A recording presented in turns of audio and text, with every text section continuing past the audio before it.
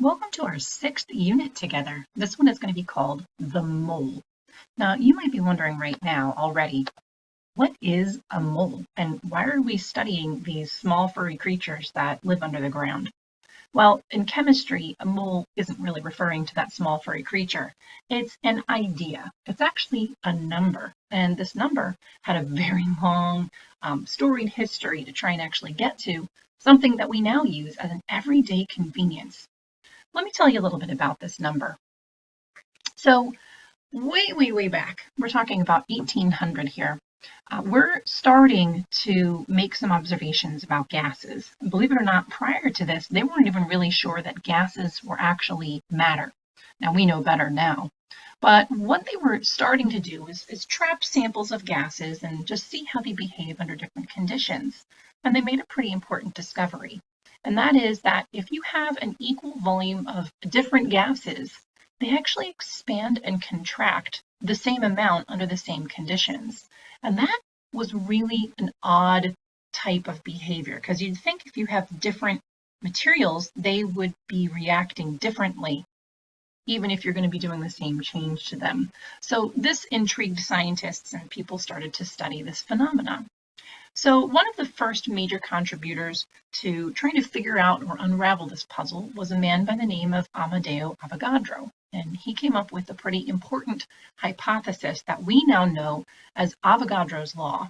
And that's simply this, that equal volumes of two different gases must have the same number of particles on the inside. Now, again, I know that this probably doesn't make a lot of sense or it doesn't have a lot of reason as to why we're doing this right now, but it will in just a moment. It just gives us a place to start. So again, equal volumes of even different types of gases, Amedeo Avogadro is saying they have to have the same exact number of particles on the inside, and that's why they always behave the same. Well, and of course, this question led to an even more important question is, how many particles is that? So we need to start counting our matter. So why is it important for us to know the number of particles in substance? Like, that seems to be a very weird line of questioning that people would go down, but you need to understand a little bit more about the context about why do we even need to count particles in the first place? Well, first of all, you might have seen something like this in your past. This is a chemical equation. It's essentially a recipe for coming up with a chemical reaction. Now, more specifically, what this reaction is telling us is that we need to add together 2 particles of sodium, that's what that number 2 in front of Na means, to every 1 particle of chlorine, that's what that little 1 in front of the Cl means, in order to get this reaction to run properly. So as the scientist, I almost would want to sit there with like my little atomic tweezers, which really aren't a thing, and count out 2 sodiums to every 1 chlorine to get this reaction to go perfectly. So counting out these number of atoms is really important. We need to know how many particles are in the samples of matter that we're actually handling. So again, how do we measure this out? There aren't such a thing as atomic tweezers. How do I actually count out 2 particles of sodium for every 1 particle of chlorine? Now, this is an interesting problem. So you need to remember that as scientists, we have our limitations. Now, we're limited first by our size. We're like on a completely different planet than atoms are. Atoms are so very tiny that we, big, clumsy humans, can't actually manipulate them one at a time. And we're also limited by our tools. Think about the tools that we use in the lab. We have some glassware, we have some balances, and that's about it. Maybe some thermometers too. But still, that's about it. So we're so big, we can't actually measure out 1 atom at a time. We have to measure out a large quantity at one time so that we can know how many are in that. But still, we need to know exactly how many atoms are in, say, like a scoop of sodium. Because, well, there's another little issue that I need to show you. We have this brilliant idea now. If you've ever gone to a candy store, maybe something that looks like this, these candy stores often will allow you to buy candy based upon the weight. So you can actually go in and get it like a scoop of M&Ms and throw them in a bag, and they'll let you pay for that based upon the weight, which is actually pretty great. And then simply by virtue of this mass, you're going to get a very, very large number of these pieces of candy. Now, there is a bit of an issue. We might know how many pieces of candy there'll be in, say, like 1 pound of M&Ms. That's a number that I can definitely count to. But that's going to be a different number for a different type of candy, because those two candies obviously have different sizes and different masses. I just wanted to show you this picture real quickly just to show the huge difference. Here you have some Jawbreakers. You can see there's 10 Jawbreakers in this 1 pound little bag, and yet what you're seeing in the other image is a pound of Skittles. Clearly you're getting way more, actually they're M&Ms, but still you're getting way more M&Ms than you're getting these Jawbreakers. But it's still 1 pound. But still, if I know the relationship between the mass and the number of particles, it'll allow me to count out the number of particles by looking at the mass. So we need to somehow find some sort of a relationship for every single atom on the periodic table between this mass and a number of atoms. Now, luckily, we already have something a little bit built in. It's not user-friendly yet, but it's built in. On the periodic table, remember that we have a whole bunch of numbers that are written. And when we're talking about mass, we want to use the average atomic mass, that number that's on the bottom of the periodic table. Now, the issue with using this directly is that, I mean, yes, it's a great number, and yes, it's definitely unique to every atom, but its unit is an issue. Its unit right now is an AMU, and that's kind of a made-up unit. I hate to use those terms, but it really is. It's a made-up unit, and it's not something that I can go and find on a balance. So it's not super-duper user-friendly yet. So we need to kind of play around with this a little bit. So many scientists thought, well, what if I just pretend that instead of being in AMU, that it's actually grams? What would that look like? So this is exactly what ended up happening here. We go through and let's say the average atomic mass of hydrogen on the periodic table is 1 gram. So why don't I fill up a balloon with 1 gram of hydrogen and then slowly, through a lot of math, calculate how many particles are actually in this sample. Well, the number that they came up with after doing this was actually this crazy thing. This crazy number is essentially 60 septillion particles in 1 gram of hydrogen. That is a crazy large number.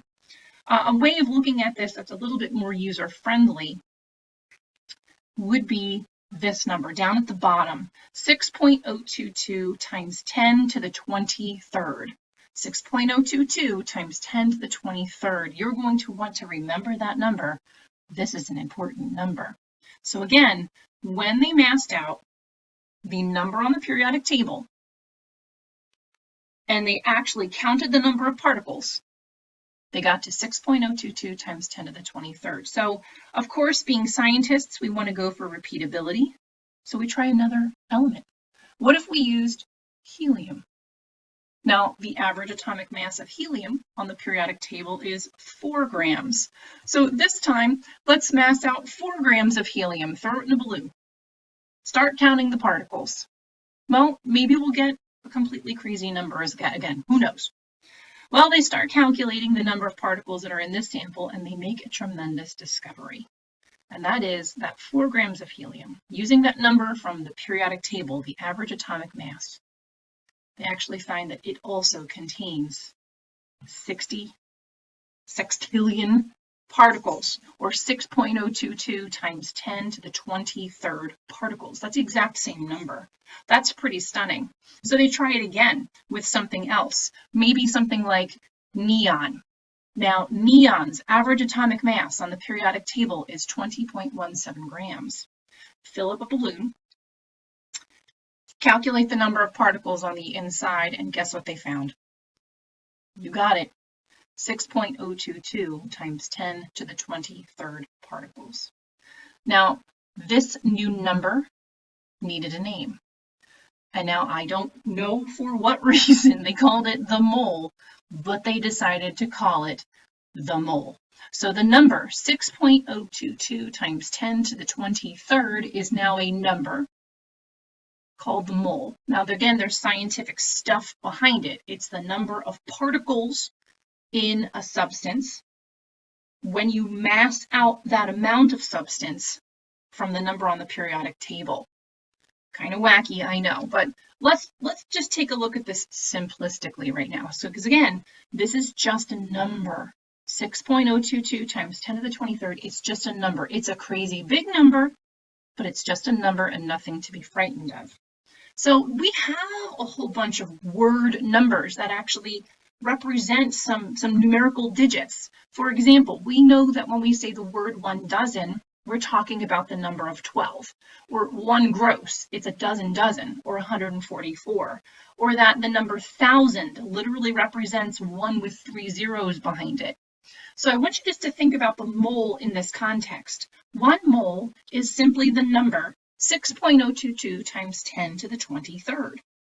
It's a crazy big number, but it's still a word number. That's it. And you can have a mole of anything. You can have a mole of Skittles. That would mean that you would have a container of 6.022 times 10 to the 23rd Skittles. By the way, that's enough Skittles to actually fill the Grand Canyon 100,000 times. That's a lot of Skittles. A mole of cupcakes. That's 6.022 times 10 to the 23rd cupcakes. You can have a mole of cookies. That's 6.022 times 10 to the 23rd cookies. You can have a mole of like blueberries. Now, through calculation, you can actually prove that if you have a mole of blueberries, that's enough blueberries to fill the earth. Just think of that. Think of how big this number is. It's unimaginably huge. Now, why do we care about this number? Well, for right now, we're going to want to convert 4 samples in the lab between a number of moles and a number of atoms.